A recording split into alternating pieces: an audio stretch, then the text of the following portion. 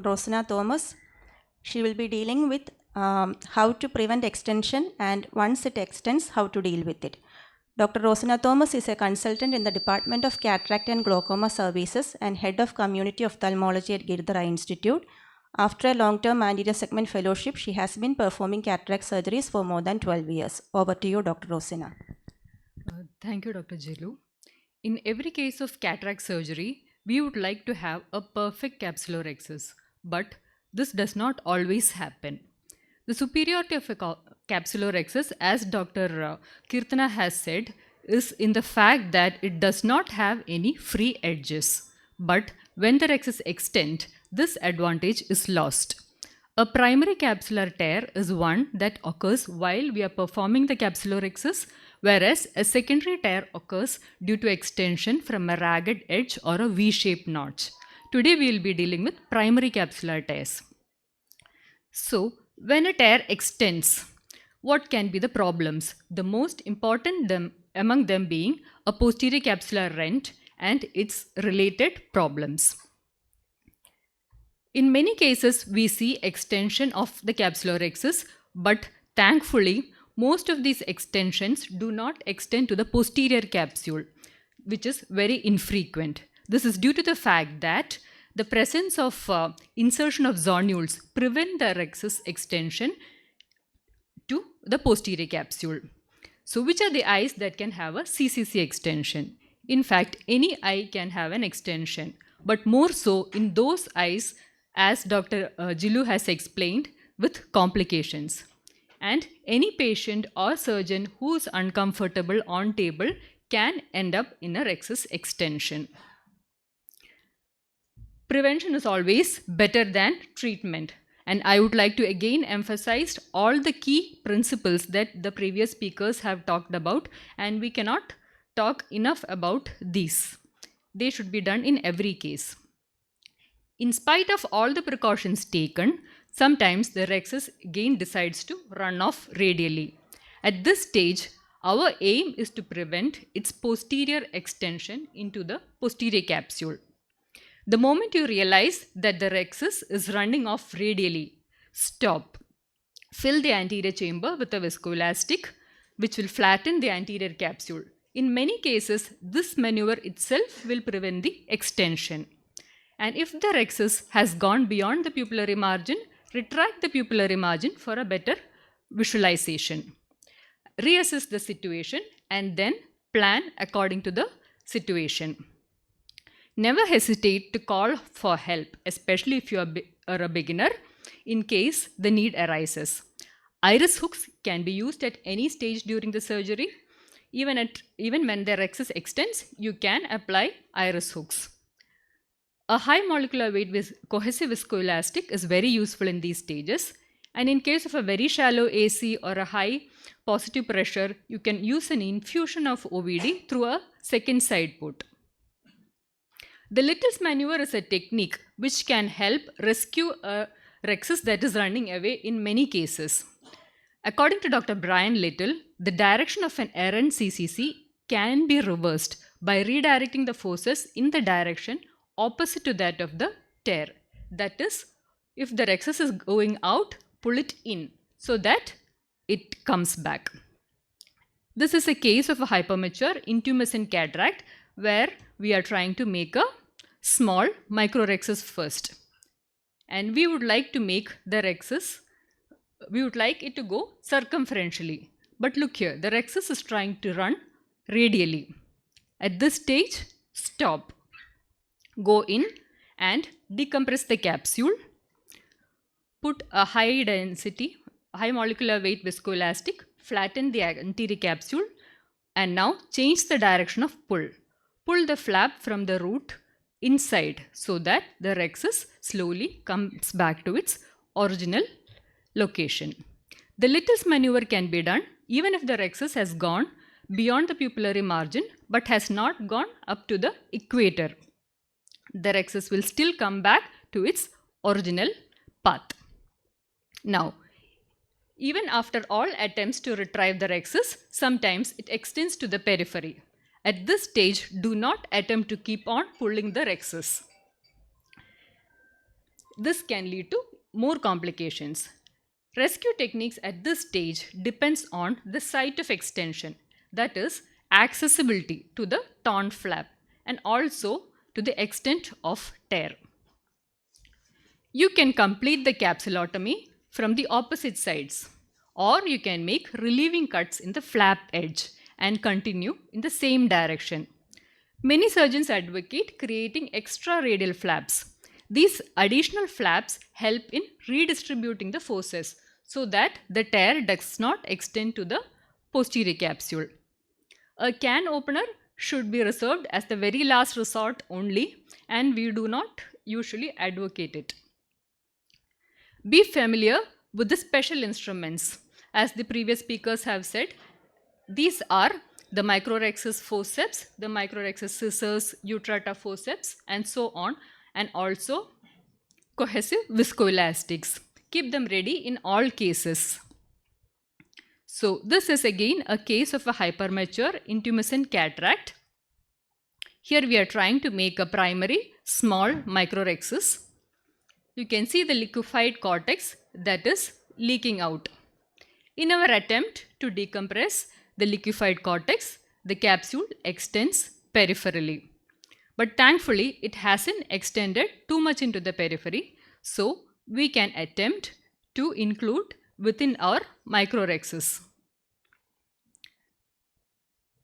So this could be done and the micro-Rhexis could be completed. This is another case of a hypermature intumescent cataract where the primary Rhexis has been done and now we plan to do a secondary Rhexis. For that we will use the micro-Rhexis scissors. And as Dr. Tintu has said, we have made a tangential cut, but it is tending to run radially. Here a Rhexis can be attempted in the opposite direction, that is the clockwise direction instead of the usual anti-clockwise direction. This is the reverse CCC.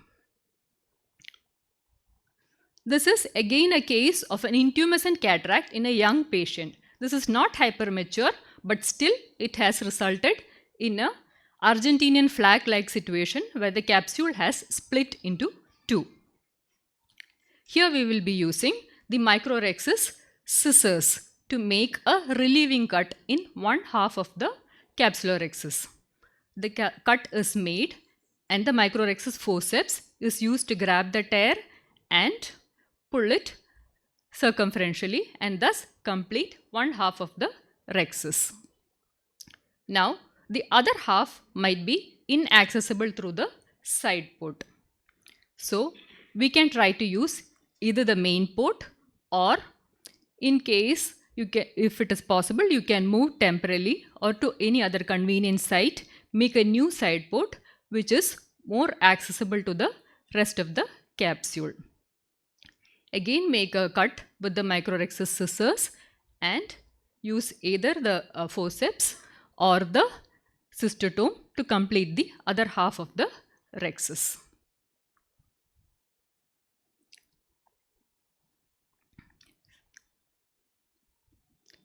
This is again another case of a hypermature intumescent cataract where while doing the secondary Rhexis, the AC becomes again very shallow. Here look at the folds on the cornea. They show that the AC is shallowing. So when the instrument was taken out, suddenly the Rhexis split. Again, a micro-Rhexis cut was made and the forceps is used to complete the Rhexis.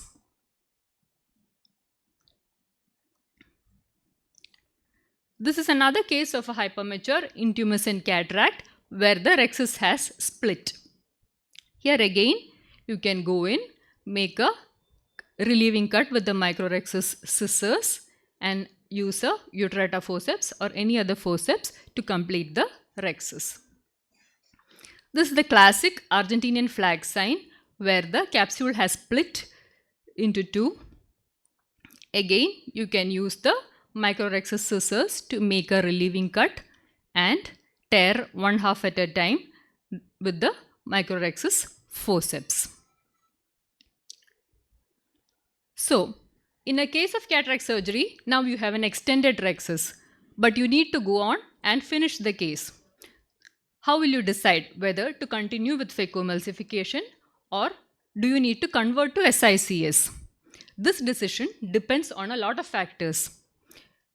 Some of them being the skill level of the surgeon and the experience of the surgeon, the hardness of nucleus. If it's harder, better to convert. And also the presence of other associated complications like a small pupil or an unhealthy cornea or an unstable, uncomfortable patient, always better to convert to SICS. In any case of doubt, it's better to convert. In any case, the priority should always be the patient's safety and good vision at the end of surgery. So a very important clinical sign that helps us to make the decision whether to convert to SICS or continue with phaco is the flap motility sign. This helps to predict the extent of the anterior capsular tear. The capsular tear can either be pre-equatorial or post-equatorial. The pre-equatorial flaps are everted and fluttering. And in this case, you can safely continue phaco and place the IOL in the bag. Whereas a post-equatorial flap has extended to the PC and the ends are everted and non-fluttering. And this requires conversion to an SICS. So here you can see a pre-equatorial flap which is everted and mobile, whereas a post-equatorial flap is inverted. This is a case of a hypermature intumescent cataract where you can see the split in the capsule, and pay close attention to the torn edges. You can see that the edges are flapping. They are mobile and everted, which shows that the PC is intact. So in this case, you can safely go ahead and do the phacoemulsification and put the IOL in the bag.